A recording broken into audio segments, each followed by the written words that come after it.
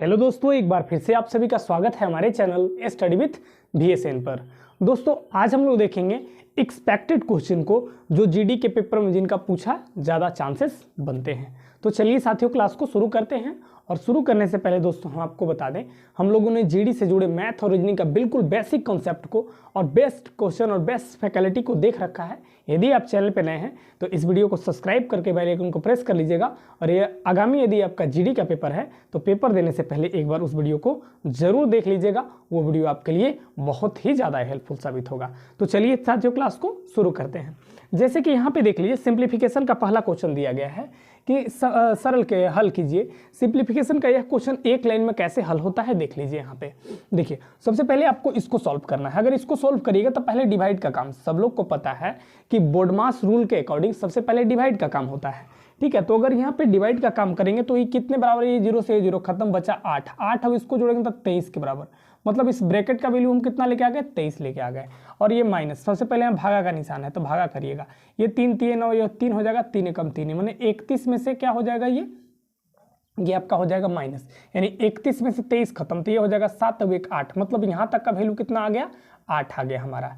यहाँ तक का टोटल वैल्यू 8 आ गया। अब 8 में कितना जोड़ दीजिए, 8 में आप जोड़ दीजिए 47 को, यानी इसको जोड़िएगा तब 55 हो जाएगा। यहाँ तक का वैल्यू मेरा आ गया 55।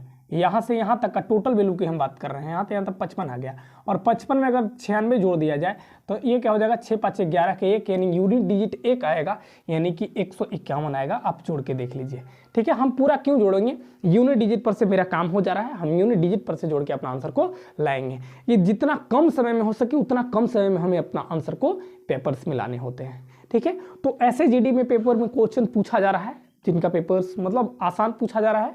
ठीक है, थोड़ी सी प्रैक्टिस और रिवाइज की जरूरत है आपको। ठीक है, चलिए यहाँ तक हो गया। अब दूसरा सब क्वेश्चन देखिए, रीजनिंग क्वेश्चन है कि यहाँ पे निम्न श्रृंखला में आगे आने वाली संख्या क्या होगी आपको बताना है। जैसे यहाँ से 37 से 40 हो गया, 40 से 49 हो गया, आगे बढ़ते जा रहा है। तो हमने आपको सिखाया दोस्तों कि हमने आपको बताया ये चीज़ कि सबसे पहले आप गैप ढूंढिए, अंतर ढूंढिए कि क्या अंतर चल रहा है। यदि अंतर की हम बात करें तो ये अंतर कितने का, यहाँ पे 3 का, और यहाँ पे 9 का, और यहाँ पे कितने का, ये 9 7 16 यानी 27 का, और ये कितने का, 81 का। कितने का, 81 का। अब चलिए यहाँ पे देखिए तो हम गौर कर पा रहे हैं, 3 ये इसका स्क्वायर है, ये कितना है, ये इसका 3 टाइम्स है। अब ये इसका क्या हो जाएगा, 9 3 ये 3 गुना है, और 27 3 81, मतलब 3 गुना आगे बढ़ रहा है। तो 81 का भी 3 गुना आगे बढ़ेगा, मतलब ये हो जाएगा 3 एकम 3 8 3 24। अब ये किसके साथ, तो इसके साथ जुड़ जाएगा, नहीं 7 3 10 के 0 हो जाएगा। ये क्या हो जाएगा, 7 3 10 के 0, यानी कितना हो जाएगा 0, और फिर ये हो जाएगा 0 3 1 4, यानी कि 400, यानी कि ऑप्शन ए मेरा बिल्कुल इस क्वेश्चन का राइट उत्तर हो जाता है। फिर से एक बार देख लीजिए, सबसे पहले हमने गैप ढूंढा और गैप में क्या देखा कि गैप जो बढ़ रहा था वो 3 का मल्टीपल आगे बढ़ रहा था, मतलब कि ये 3 3 9 9 27 27 81 81 3 कितना 243, यानी 243 अगर 157 के साथ यदि अगले टर्म के साथ यदि हम जोड़ देते हैं तो मेरा आंसर कितना निकल कर आ जाता है, तो 400 निकल कर आ जाता है, जो कि बिल्कुल सही उत्तर है। ठीक है, चलिए ऑप्शन ए मेरा मिल गया। अब देखिए आगे कि जिस प्रकार 17 का संबंध 292 से है, 21 का संबंध किससे होगा, और 15 का संबंध 228 से है। तो देखिए यदि हमने आपको बताया कि अगर नंबर आपको अपर डायरेक्ट बढ़ा दिखे तो आप डायरेक्ट बड़ा कैसे कर सकते हैं, स्क्वायर और क्यूब के अकॉर्डिंग। तो यहाँ पे यदि हम बात करें कि 17 का स्क्वायर क्या होता है, कि 17 का स्क्वायर 289 होता है। 289 से हम 292 कैसे बना सकते हैं, तो यहाँ इसमें 3 जोड़ दिए, अलग से कितना जोड़े, इसमें अलग से 289 में अगर 3 जोड़ते हैं तो ये वाला मेरा वैल्यू आ जाता है। ठीक उसी तरह से अगर इसका स्क्वायर 225 होता है, 225 में यदि हम 3 जोड़ देते हैं तो 228 हो जाता है, मतलब 228 हो जाता है। ठीक उसी प्रकार से दोस्तों हमें बताना है कि 21 का स्क्वायर होता है, कितना होता है 441। क्या होता है 441। 441 में यदि हम 3 जोड़ देते हैं तो फिर होता है 444, यानी 444 मैंने 444 मेरा बिल्कुल इस क्वेश्चन का राइट उत्तर हो जाता है। तो ऐसे जीडी में पेपर्स बनाए जा रहे हैं, आसान पेपर बनाए जा रहे हैं, आप आराम से करके आइएगा। बस आपको एक्सपेक्टेड और प्रैक्टिस लगाने की जरूरत है। ठीक है, रेगुलरली। चलिए यहाँ तक क्लियर है। अब चलिए आगे देख लेते हैं।